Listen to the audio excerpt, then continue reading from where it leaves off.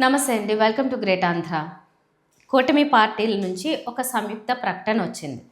కూటమి పార్టీలంటే ఇందులో ఎవరెవరు జాయిన్ అయ్యి ఉంటారు? జనసేన, టీడీపీ, బీజేపీ కదా! కానీ దీంట్లో ఎక్కువగా ఎవరి పాత్ర ఉంటది అని అనిపిస్తుంది? డెఫినెట్‌గా కూటమి అనేసరికి ఫస్ట్ టీడీపీనే. తర్వాత వీళ్ళల్లో ఎక్కువగా వైరం ఎవరి మధ్య వస్తుంది? బీజేపీ పెద్ద అసలు సంబంధమే లేదు. బీజేపీకి గురించి వీళ్ళు కొట్టుకునే అంత అవకాశమే లేదు. అయితే ఇక్కడ గొడవలొచ్చేది జనసేనకి, టీడీపీకే కదా! సో, ఈ విషయం మీదే ఈ ప్రకటన విడుదల చేశారు. సంయుక్త ప్రకటన ఎందుకొచ్చింది అంటే, ఆంధ్రప్రదేశ్ రాష్ట్ర ఎన్‌డీఏ భాగస్వామ్య పక్షాలైన తెలుగుదేశం, జనసేన, బీజేపీ, భారతీయ జనతా పార్టీల సోషల్ మీడియా కార్యకర్తలకు, అభిమానులకు విజ్ఞప్తి. ఇది బయట ఉండే కార్యకర్తలకు వీళ్ళకి కాదిది. Social media కార్యకర్తలకంట. కార్యకర్తలు విన్నాం గానీ, సోషల్ మీడియా కార్యకర్తలు కూడా ఉన్నారు అని ఇప్పుడు వింటున్నాం. అంటే ఉంటారు. కానీ ఇలా అధికారికంగా ఒక టెర్మినాలజీ వాడుతూ చెప్పారు చూడండి. ఎందుకో తెలుసా? స్పెషల్‌గా ఇది ఎందుకు మెన్షన్ చేస్తున్నారంటే, సోషల్ మీడియాలోనే ఈ మధ్య విపరీతంగా కొట్టుకుంటున్నారు. డైలాగ్ వార్ జరుగుతుంది. ఒకళ్ళు ఒకటంటారు, ఇంకొకరు 4 అంటారు. ఆ తర్వాత ఇంకొకరు 8 అంటారు, 10 అంటారు. అలా జరుగుతుంది వార్. అది ఎక్కడికెళ్తుంది అంటే, వైసీపీ నుంచి అలాంటివి వచ్చాయనుకోండి, దానికి సంబంధం లేదు. వాళ్ళ ఇంట్లో వాళ్ళని అంటే ఇటు వారు వీరని లేదు, ఎవరికి వారే.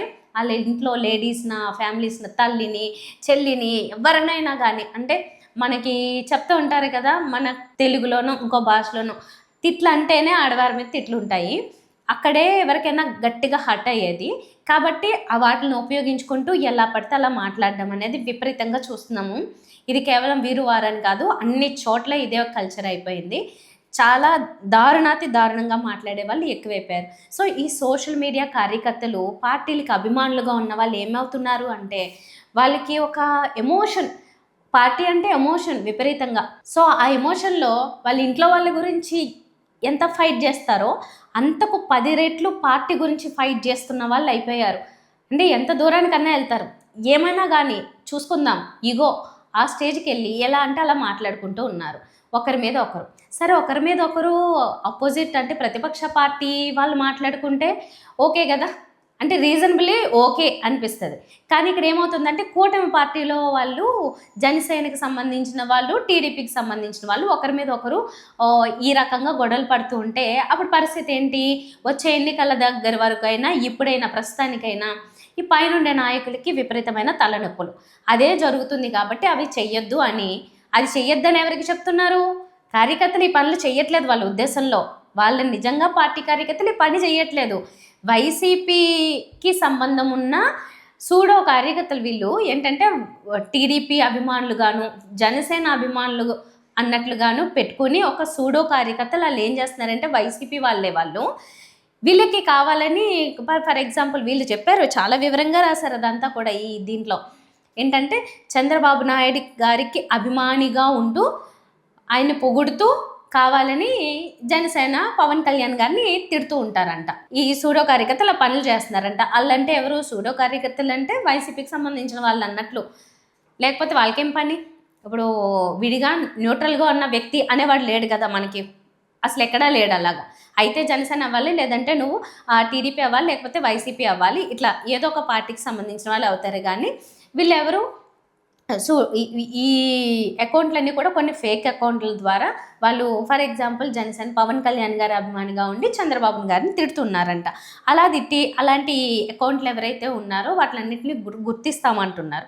గుర్తించేవి అవన్నీ పక్కన పెడితే, దీంతో అసలైన కార్యకర్తలంట ఆవేశానికి లోనే. ఇలా సూడో కార్యకర్తలు చేసే కామెంట్స్‌కి వీటన్నిటికి కూడా అసలైన కార్యకర్తలు ఆవేశానికి లోనే మిత్రపక్షాలపై పరస్పరం దాడులకు దిగుతున్నారు. చివరకు మనలో మనమే గొడవలు పడుతూ వైసీపీకి రాజకీయంగా ప్రయోజనం కల్పిస్తున్నాం. ఇక్కడ ఇటొచ్చి బాధ ఏంటంటే, వైసీపీకి రాజకీయ ప్రయోజనం కలిగిస్తున్నామని. అక్కడ నిజంగా వాళ్ళు ఉన్నారా? బోలెడన్ని ఎగ్జాంపుల్స్. మొన్న ఈ మధ్యన నేను అతని పేరు మర్చిపోయాను. చిక్కల ఏదో ఉన్నది. యూఎస్ ఇలాంటి ఏరియాల్లో ఉన్న వాళ్ళందరికీ కూడా రకరకాల పదవులు అప్పచెప్పి, రకరకాల బాధ్యతలు అప్పగించిన వాళ్ళల్లో వాళ్ళు అగైనెస్ట్‌గా అంటే కూటమి ఐక్యతని దెబ్బతీసేలా మాట్లాడని చిల్కల ప్రవీణ ఆయన పదవి నుంచి వైదొలిగించారు కదా! అలాంటి కార్యకర్తలు వీళ్ళందరూ ఏంటి అంటున్నారంటే, వాళ్ళు వైసీపీ అన్నట్లు వీళ్ళ భావన మాట ఇప్పుడు. ఆళ్ళు వైసీపీనా? కాదు కదా! జనసేనే. కానీ అతను ఎప్పుడు మాట్లాడాడు ఆ మాటలు? వీళ్ళిద్దరూ కూటమి కట్టకముందు మాట్లాడిన మాటలను తీసుకొచ్చి ఇప్పుడు చూపించి ఆయనకి ఆ పదవి నుంచి తీసేశారు. మీరిద్దరూ కలిసారు. అందరూ కలవాలని రూల్ ఉందా? మీరంటే ఇద్దరూ ఇష్టం వచ్చినట్లు తిట్టుకున్నారు. మళ్ళీ కలిసిపోయారు. కానీ అందరూ కలవాలని ఉందా? సరే. అప్పటికి కూడా అంచుకుని ఏం మాట్లాడకుండా దాచుకుంటున్న వాళ్ళే వందల మంది, వేల మంది. ఓకే. అయినప్పటికీ పాతవి తీసుకొచ్చి మీరు తవ్వి వీళ్ళని ఇది అది అని చెప్పి చూపించుకుంటే ఇంకేముంది? అంటే ఇప్పుడు వీళ్ళు ఏమి డ్యామేజ్ కంట్రోల్ ఏ రకంగా చేసుకుంటున్నట్లు ఆ వ్యక్తి నుంచే మొదలుపెడితే అతను మొన్న ఎవరైతే ఈ చిలకల ప్రవీణ్ ఏదో ఆయన నుంచే మొదలుపెడితే ఇక్కడ అతన్ని వైదొలిగించాలి అని ఎవరు అనుకుంటారు? ఆ చర్య ఎవరు తీసుకుంటారు? కూటమి తీసుకుంటారు. కూటమి అంటే మెయిన్‌గా టీడీపీ తీసుకుని ఉన్నట్టది. ఎందుకంటే ఆడ ఉన్న వ్యక్తి జనసేన వ్యక్తి. సో అతని మీద యాక్షన్ తీసుకున్నారు. అప్పుడు జనసేన కోపం వస్తది కదా! సో ఇక్కడ డ్యామేజ్ కంట్రోల్ ఇంకో రకంగా ఏం చేస్తున్నారంటే ఇప్పుడు రాయపాటి అరుణ ఆవిడ కొన్ని కామెంట్లు చేశారు. ఇలాంటి వాళ్ళు చాలామంది ఉన్నారు. ఒకరు కాదు. ఆళ్ళెవరు వైసీపీ వాళ్ళు అస్సలు కానే కాదు కదా! జనసేన ఇతరు అంటే హార్డ్ కోర్ ఇలా సూడో కార్యకర్తలు కాదు వారు. హార్డ్ కోర్ జనసేన లేదంటే టీడీపీ వాళ్ళే అవుతారు కదా! వాళ్ళు మీ వాళ్ళ మీద చేసుకుంటున్నప్పుడు మధ్యలో వైసీపీకి ఏంటి లింక్ అని అసలు వైసీపీని తీసుకొచ్చారు. సరే. మనం అలా అనుకోకపోతే కుదరదు కాబట్టి అలాగే అనుకుందాం. ఓకే. ఈ పరిస్థితికి ముగింపు పలకడానికి ఏం చేశారంటే 3 మిత్రపక్షాల నాయకత్వం ఉమ్మడి కార్యాచరణకు నిర్ణయం తీసుకుంది. ఇకపై టీడీపీ, జనసేన, బీజేపీకి చెందిన సోషల్ మీడియా కార్యకర్తలు ఎవరైనా సరే మిత్రపక్షాలపై, వారి కుటుంబ సభ్యులపై వ్యక్తిగత విమర్శలు, దూషణలకు, పరస్పర కక్షపూరిత ప్రచారానికి పాల్పడితే గనుక వారు ఏ పార్టీకి చెందిన వారైనా కఠిన చర్యలు తీసుకోవడం జరుగుతుంది. చూద్దాం ఇప్పటి నుంచి ఎంతమంది వస్తారో. తిట్టకుండా ఉంటారా? అమ్మ చాలా ప్రశాంతంగా ఉంటుందండి రాజకీయ వాతావరణము. ఎందుకంటే అటు తిడితే గిడితే మహా అయితే వైసీపీ వాళ్ళు తిట్టారని కన్ఫర్మ్ చేసుకుందాం. ఓకేనా? వాళ్ళే తిడతారు. మీలో మీరైతే ఎవరు తిట్టుకోరు. మీలో మీరు తిట్టుకోకపోయినా చాలా ప్రశాంతంగా ఉంటుంది. రాజకీయ వాతావరణం గురించి చెప్పేది నేను. ఈ సోషల్ మీడియాలో గొడవలు కొంచెం అన్నా కనీసం ఆగుతాయి కదా! మీరందరూ కలిసి వైసీపీని తిట్టండి, వైసీపీ మిమ్మల్ని తిడుతుంది. అలా జరిగినప్పుడు వాళ్ళ మీద తీసుకునే యాక్షన్లు ఎలాగో తీసుకుంటారు. కానీ మీలో మీరు ఏమన్నా జరిగడానికి అవకాశం అయితే ఇప్పటి నుంచి మీరు కల్పించరు అంటున్నారు. చూద్దాం ఈ ఎంతవరకు ఆగుతాయి, ఎన్ని ఆగుతాయో అనేది చూద్దాం. సో ఆ వంక పెట్టి అదే పనిగా కేవలం వైసీపీ వాళ్ళని ఎత్తుకుపోయి వాళ్ళ మీదే చర్యలు తీసుకుంటే మాత్రం సమాజం క్షమించదు. ఇప్పుడు ఈ ఎవరి మీదన్నా అదే చర్యలు తీసుకుంటామన్నారు కదా! అయితే మా ప్రధాన ఉద్దేశం సూడో వ్యక్తులు గుర్తించి వారి కుట్రలు మాత్రమే అడ్డుకోవడం.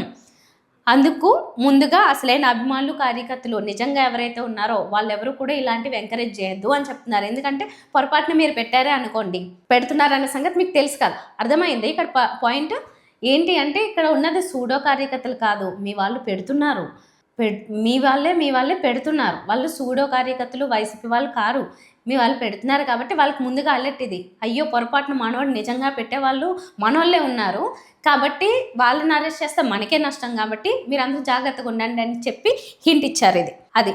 సో కార్యకర్తలు సంయమనం పాటించాలి. అనుమానాస్పద పోస్టులు లేదా కమెంట్లు కనిపిస్తే వెంటనే స్పందించకుండా పార్టీల దృష్టికి తీసుకురావాలి అంటున్నారు. ఎంతమందిని కంట్రోల్ చేస్తారో మీరు నాకు అర్థం కావట్లేదు మరి. వాటిపై పార్టీలు తగిన చర్యలు తీసుకుంటాయి. ఏదైనా ఒక పోస్ట్ కనిపించగానే దాన్ని మీరు అట్లా ప్రచారం చేసుకుంటూ పోవద్దు. ఫర్ ఎగ్జాంపుల్ పవన్ కళ్యాణ్ గారి మీద ఏదో విమర్శలు చేస్తూ టీడీపీ కార్యకర్త ఇంకొకరు ఎవరైనా ఏదైనా ఒక పోస్ట్ పెడితే, టీడీపీ కార్యకర్త కాదు సూడో కార్యకర్త పెడితే దాన్ని పార్టీ దృష్టికి తీసుకురావాలి. ఎందుకంటే అతను అసలైన కార్యకర్త కాదు. ఒకవేళ అసలైన కార్యకర్త అయితే అప్పుడేం చేస్తారు? చర్యలు తీసుకుంటారా? దానికి సమాధానం దొరకాలి. వెంటనే తీసేమని చెప్తారా? విద్వేషాలు పెట్టుకోవద్దు, పెంచుకోవద్దు అని చెప్తారా వాళ్ళకి? చెప్తూనే ఉన్నారు కదా ఎప్పటి నుంచో క్లాసులు. సో కేంద్ర రాష్ట్ర ప్రభుత్వాలు అమలు చేస్తున్న అభివృద్ధి సంక్షేమ కార్యక్రమాలపై జరుగుతున్న తప్పుడు ప్రచారాన్ని కూడా సమర్థవంతంగా ఎదుర్కోవాలి అని చెప్తున్నారు. ప్రజలకు వాస్తవాలు స్పష్టంగా వివరించండి అంట. మీరే ఏవి వివరించట్లేదు, వాళ్ళు ఏడ వివరిస్తారు, వాళ్ళకి ఏం తెలుస్తాయి అని అన్ని విషయాలు. ప్రభుత్వం చేస్తున్న మంచి పనులను విస్తృతంగా ప్రజలకు తీసుకెళ్ళాలి. ఏంటా మంచి పనులు అని అడుగుతున్న వాళ్ళకి మీ సమాధానం ఏంటి మరి? అంటే మంచి పనులు అంటే రాష్ట్రంలో శాంతి భద్రతల గురించి, లేకపోతే డిఎస్సి గురించి, వీటన్నిటి గురించి మీరు క్లారిటీ ఇస్తే బాగుండేది కదా. సరే డిఎస్సి వదిలేండి, దాని గురించి ఎందుకు మీరు అది ఏదో రాజకీయ దానికి వాడుకుంటున్నారని మేమేం పట్టించుకోము. కానీ శాంతి భద్రతల విషయం వస్తే కనుక దాని గురించి ఏంటి చెప్పండి. ఆ విషయాలు కూడా మీరు విస్మరించేసి కేవలం మంచి పనులే జరుగుతున్నాయి రాష్ట్రంలో అనుకుంటూ దీన్ని అంటారు. మీరు సూడో కార్యకర్తలు అంటున్నారు కదా,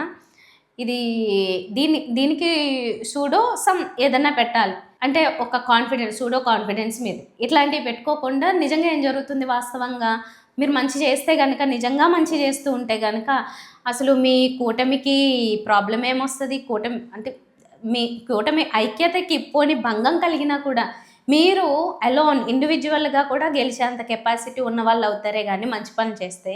భయపడాల్సిన అవసరం అయితే ఏం కనిపించట్లేదు. కానీ మీలో మీకే నమ్మకం లేదు. సూడో కాన్ఫిడెన్స్‌తో ఉన్నారు గాబట్టి మేకపోతు గాంభీర్యం ప్రదర్శిస్తున్నారేమో! అందుకోసమే మీకు ఇలాంటి భయాలు కలుగుతున్నాయి. అసలు ఇలాంటి ప్రకటనలు ఇదివరకు ఎప్పుడన్నా విన్నామా మనం? అసలు ఇలాంటివి ఉంటాయా అని కూడా డౌట్ వస్తుంది కొత్తగా. అంటే కూటమి మొదటిసారి కట్టారా? ఇంతకుముందు కట్టారు. కానీ ఇలాంటి కూటమి ఇంతకుముందు ఎప్పుడూ కట్టలేదు. ఇది చాలా అవసరం. లేదంటే విడిపోతే పరిస్థితి, విడిగా గెలవలేరు అన్న ఒక భయం. వైఎస్ జగన్ అన్న, వైఎస్ఆర్‌సీపీ అన్న మీకు భయమేస్తేనే గదా మీరు ఇలాంటివి ఏమన్నా అంటే మాకు భయమా 11 సీట్లకి పడిపోయిందని. అయినా మరి కూటమి కోసం మీరెందుకు అంత వెంపర్లాడుతున్నారు? ఈ క్వెషన్‌కి ఎప్పటికీ ఆన్సర్ రాదు.